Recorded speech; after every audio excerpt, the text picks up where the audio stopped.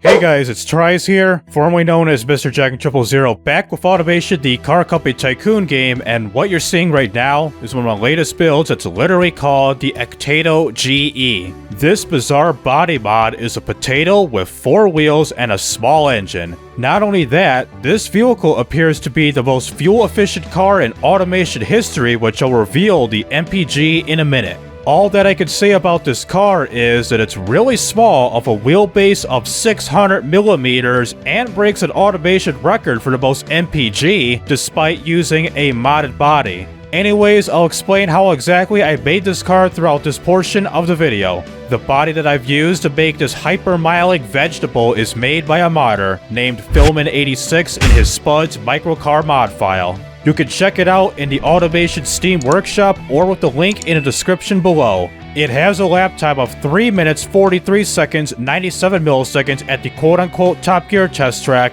6 minutes 8 seconds 19 milliseconds at the automation track, and has a top speed of a meager 28.5 miles per hour. This vehicle is powered by a tiny yet fuel-efficient inline-3 engine that produces 6 horsepower and 16.1 pounds-feet of torque. It has a fuel efficiency rating of a planet-curing 1,000 miles per gallon and weighs 290.4 pounds or 131.7 kilograms. And for the market, since you're unable to get into this potato car thing and every single industrialist loathing about sustainability, it doesn't compete with anyone in the market.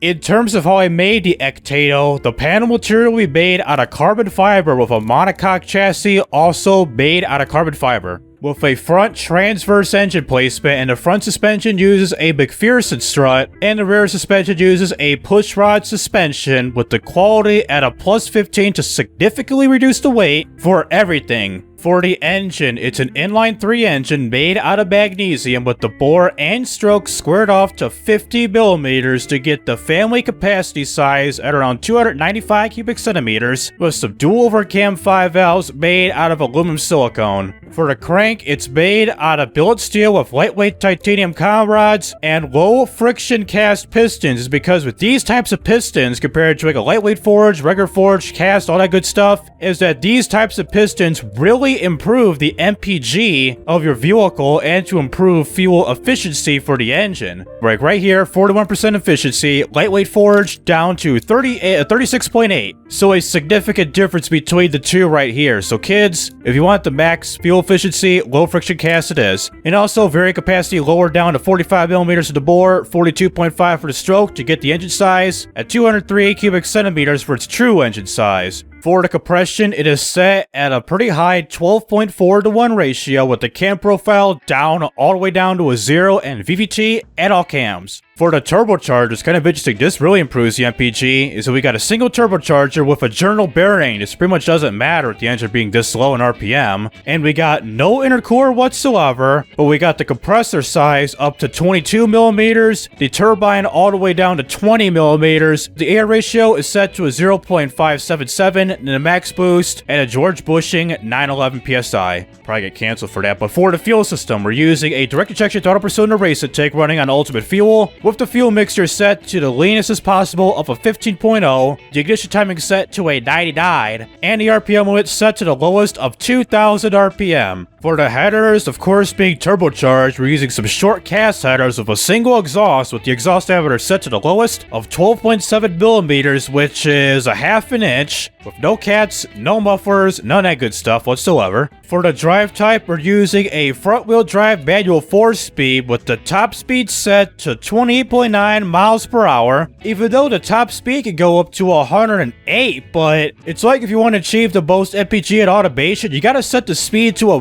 really low and stupid amount, is because the MPG counter, how it calculates things, is pretty ridiculous at this rate. If I were to improve the top speed by like 1 click or something, do one more click, maybe a few more clicks, as you can see, it's decreased to like 900, and right here. At 31.2 miles an hour, from 999.1 miles per gallon to 686.7 miles per gallon. We lost roughly 315 miles per gallon right there, so Yeah, this is stupid how it comes down to calculating the MPG in this game, which I don't really get it. For the tires, we're using some radial hard long life tires with the front and rear tire width set to 65mm. I pretty much glitched the system out by switching up to cross ply and lowering the tire diameter to get 65mm for the front and back to basically cheat the system. And we're running on some 10-inch carbon fiber rims with the rim offset to a 60 for the rear, but I did nothing for the front, as it is important with this type of vehicle, is that the rear suspension explodes with this vehicle if you set it at a rim offset to a 0. So kids, max your rim offset so the rear tires don't explode, including the front rear suspension. The front will explode, but I do have a fix for that once again to BeamNG.drive. For the brakes, as you can barely see, carbon ceramic 1-piston brakes, 160mm front and back with some comfort pad type brakes and untuned brake bias. For the under tray, you can see it's just a damn potato and everything. You probably some suspension, chassis, all that good stuff right here, but fully quiet under tray, no airflow for the cooling or brakes whatsoever, as this improves MPG by doing so. So for the interior,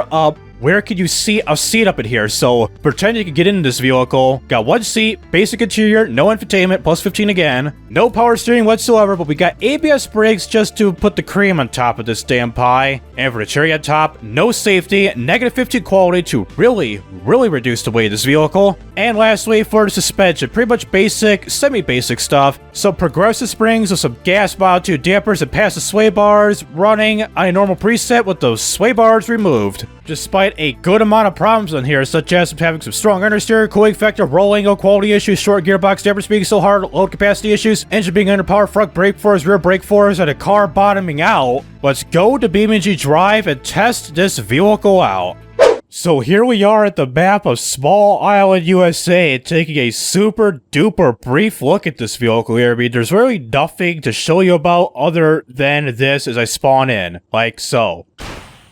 As I say, the front tires explode because of the lack of rim offset. If I were to add rim offset, you would add weight to this vehicle and it would really decrease the MPG. I think I tried this out privately. If I max rim offset this to like a 40 or something, it lowers the MPG to like 970 miles per gallon. It's quite a bit. So nothing about this vehicle. It's a damn potato on wheel.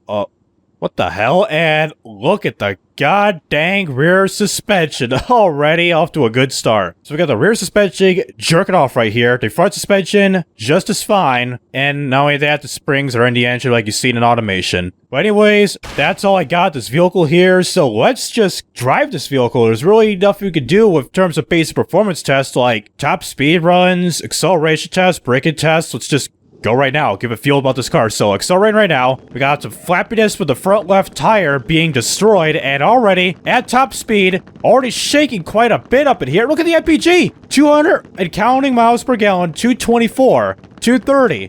234, 237. Look at this. This is ridiculous. It's just to the point where this thing can cross a continent without refueling. Even though the last hypermile that I built back in the day, which I don't have that video no more thanks to my channel being terminated, was the Ozone 80 FE, which was a Japanese K car that had one thing in mind, was fuel efficiency, and get the highest miles per gallon, which had around like 80 miles per gallon. It did fairly well. I mean, I try to be realistic, like have a realistic top speed, but a very efficient engine for that vehicle. This thing, on the other hand, this is just purely unrealistic. I mean, look at the fuel consumption we got. We're approaching 300 right now, of a range of 580 and counting. We got like the range of a Tesla or something, which are gonna have a range of like 650 miles next 6 years. Just count on that. So nothing else about this vehicle, driving-wise, steering-wise, about looks, everything. Let's find this. Let's get this into the building. Get this into a building. Crash into a building right here.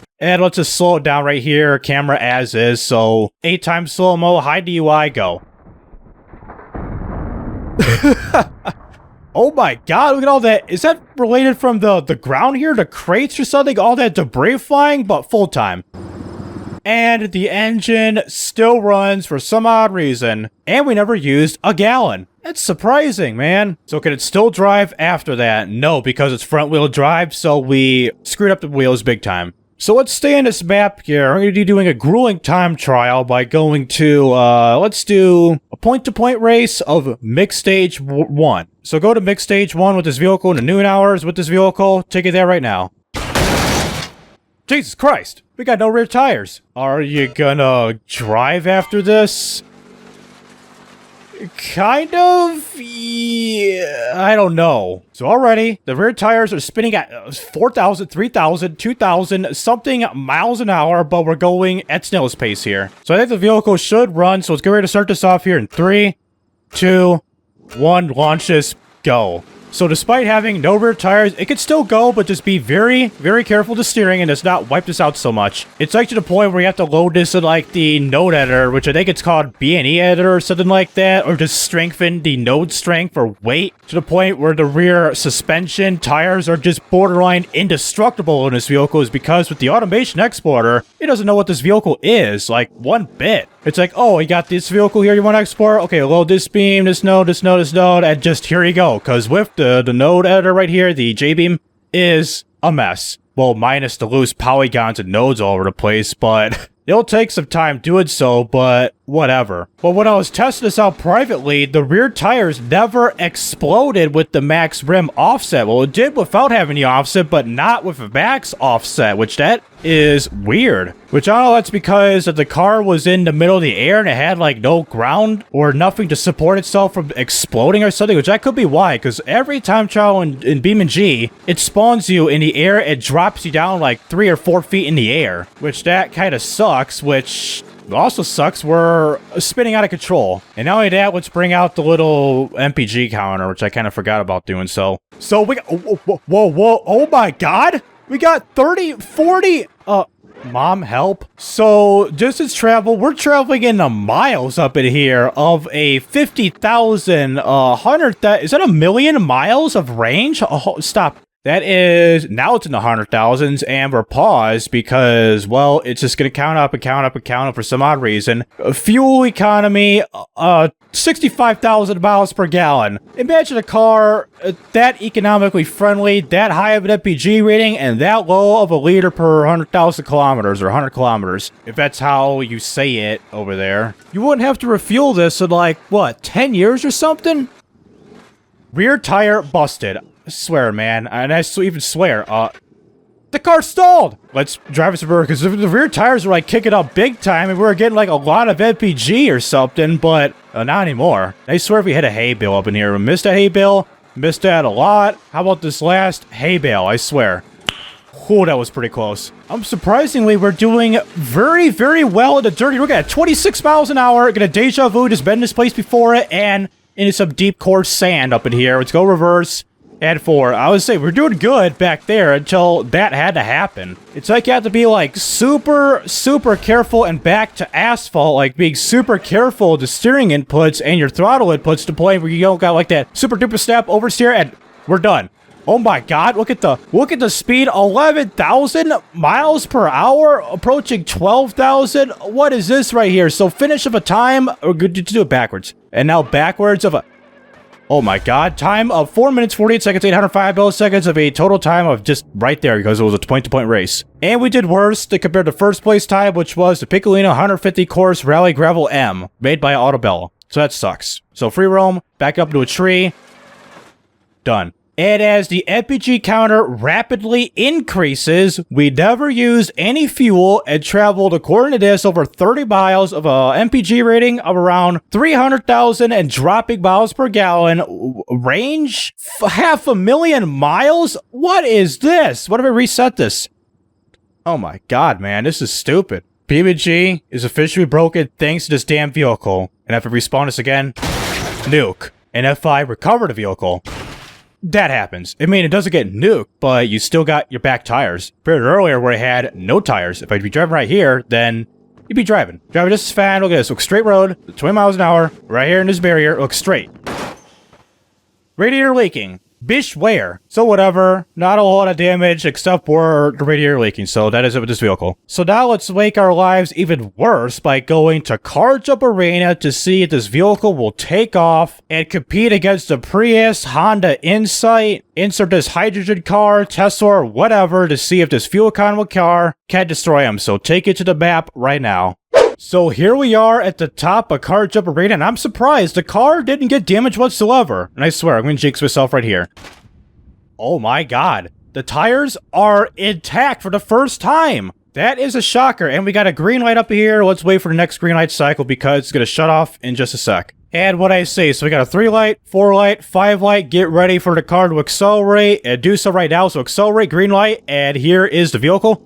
Look how small that thing is. So compare that a little bit. So over rev risk, and we can't steer. We can barely keep this in line. Highway speed 70 exploded miles an hour, 80 miles an hour according to airspeed, and we're cruising quite a bit. And MPG rating, it was pretty high and higher than we got in automation. So exit speed, 90 miles an hour, and just short. That kind of sucks. So we're gonna be flipping over, hit the brakes to get a better like rollover crash, and we're rolling over. Back at our wheels, rolling over again, keep on rolling over. Out of roof, scrape on our roof, engine start of oil. I mean, the engine is dead, ladies and gentlemen, and into the sand. And deep in the sand, we rest on our 4-ish wheels. So damage-wise of the vehicle, first of all, no fuel used, 940 yards traveled, 942 exactly, of a fuel economy of 2,522.5 miles per gallon of a range of 5,000 miles. Jesus Christ, man. I mean, you could save the planet with this type of engine, this type of fuel economy, everything. We had no pollution. You still have emissions, but minimal pollution. You can pretty much compete this with electric cars and hydrogen cars. That pretty much save internal combustion engines with this type of engine, despite it being over-engineered and being unrealistic. So that's the damage of this vehicle. You know what? Let's go back to the top of the ramp and use the wind app to launch this bad boy even further. So let's max this wind speed out. I want this thing to travel pretty far, so increase the wind speed and then just jadle the bitch.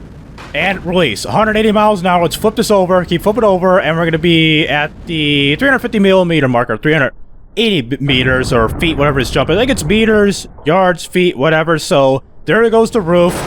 And there goes the roof again, and we're going to be in the sand at 80-something miles an hour, and keep on going. Let's get this damn thing in the water. Get in the water, past the water, over the fence, missed our mark big time. So we got a better collision, impact detected stopping car, and for the first time, a brake test of 62-ish to 0 in 7.02 seconds of 266.60 feet. Time-wise, that sucks. Distance-wise, no. So here is the collision of this vehicle, so now take it to the top of the highway thing and crash this down to end its misery. So for the last part of this video, as I slowly and surely drive down the bridge here, is that we're going to crash ourselves at a somewhat of a high speed at the last bridge pillar to get a high speed crash test going of this vehicle. And we got an MPG counter around 1100 RPM, or miles per gallon, it means 1300 and 2000, 2700 range. Can I hop this?